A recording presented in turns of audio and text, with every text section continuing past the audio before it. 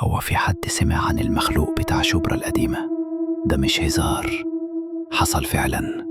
كان في واحد اسمه سامي ساكن في شقة صغيرة في شبرا فوق السوق.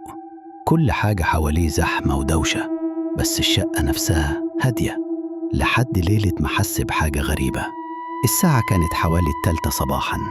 سامي صحي فجأة وحس إن في حد بيراقبه. بص حوالين السرير وشافه كائن رفيع، وشه أبيض، كأنه ماسك عداوة مع القمر.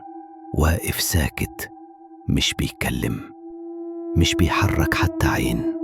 سامي حاول يتحرك بس رجليه كانت متجمدة. الكائن ده كان بيبصله كأنه يعرفه من زمان، وكأنه يعرف كل حاجة عن حياته في السوق وفي الحارة. الليلة اللي بعدها رجع تاني وقرب منه أكتر. مرة قاعد في ركن الشقة، مرة بيزحف على الأرض كأنه بيلعب لعبة. سامي جرب يقفل الشباك، يحط كاميرات، كله، بس الريسيفر مش راضي يسجل أي حاجة. آخر مرة حد سمع عنه، سامي ساب مسج صوتي الساعة 2:47 الصبح بيهمس: اللي ورايا.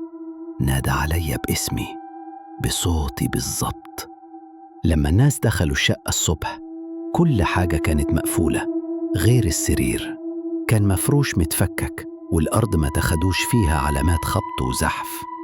الكائن اختفى ومفيش حد شافه تاني. تحب تعرف مين الكائن ده؟ ولا احنا بس هنفضل نحلم بيه في حواري القاهرة القديمة؟